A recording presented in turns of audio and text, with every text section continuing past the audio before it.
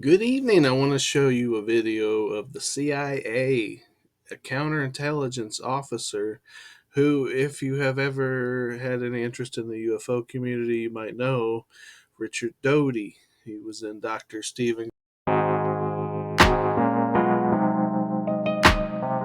We call them swindlers, who could recruit anybody. And they went out and recruited primarily press people because they're the ones that are going to know first. So every news agency, every television, radio station in the Albuquerque or Santa Fe area had our snitches in there. So we knew, and we paid them. We paid them good money. One of the reasons you get the people is you pay them, and that was controversial. That was somewhat controversial. Do you know of national media that have had? Oh, yes, yeah. I'm not going to name them, but we had one. We had one out of, or she was recruited out of a local station here in Albuquerque, and then she went on to a national NBC, and she was still. She told us everything. She was we didn't handle her. Somebody closer to, I think she would say out of Washington handled her, but she would tell us things that were going to happen, and yeah. Were these also assets that could help stop stories from coming out? Yes. Yeah. And it wasn't just UFOs. It was anything that pertained to Air Force or military or the security of a base or spying or anything like that. If they heard something, Controls every bit of information that you get, and is also illegal for the CIA to operate inside the United States borders, but they do it. And that's admitted. They've admitted that. You can look up um,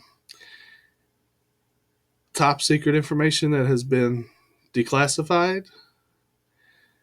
The crap that the CIA and our own government have done and admit to, and that you can access the files like MK Ultra.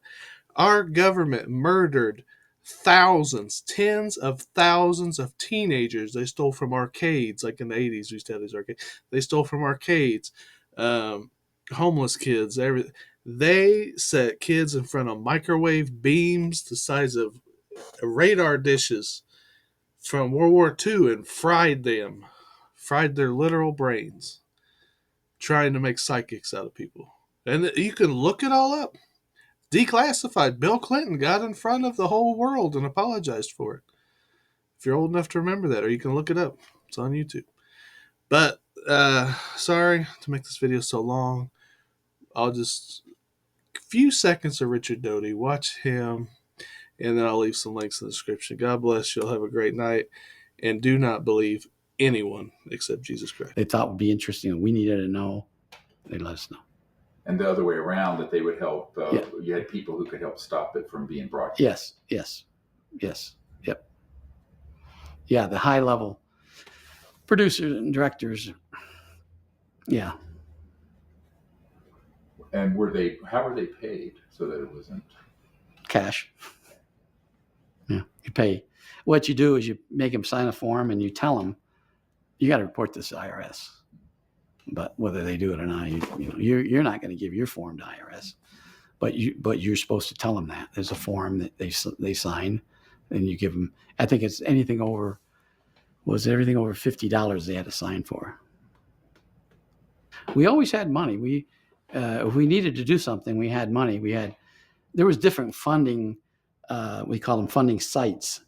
If you were doing an operation, a counterintelligence operation, and you needed $5,000 for this, then they would give us a number. Okay, it's under this site, and somebody would deposit it in a bank here, and we would use that money, or they would give us vouchers or something to that effect.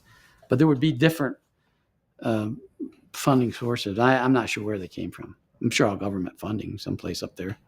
Congress appropriates the funds, and there's a lot of black projects and black funding. So I'm sure we got a piece of that.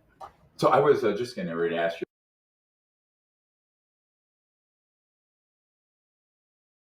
Operations. Yeah. But Well, this is I'm back not to the- sure the if- false INW. Yeah, right.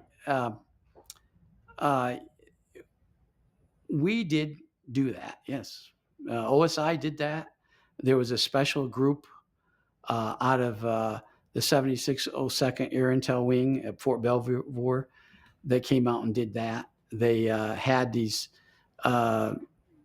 people that had maybe some sort of defects, anatomical defects that were brought in to fool people into thinking they're aliens. Yeah, I can't give you any specifics because it's still, the program is still classified, and they probably still doing it. I wouldn't doubt it. They were still doing it. Yes, I've interviewed a number of men in those special Yeah. operations. Programs. Yeah, there was a special, a highly classified operation that occurred in Tacoma, Washington, and I'm saying maybe 86 or 87. That was exactly, it was at the a naval base in Seattle. I think it was Whidbey Island Naval Air Station, I think. But anyways, with Naval Air Station up there, where these civilians got onto the base and got into something, and they saw something they weren't supposed to see, and this group came out and went into their home and scared the dickens out of them, and Staged an alien event. exactly. It's very sensitive. It's very sensitive. Yeah, that and some of the other things that we did in recruiting people. We one of the things that you want to do to protect a base is recruit people outside the base to report into the base. So when I was at Kirtland, we had, not, I didn't do this, but we had a whole group of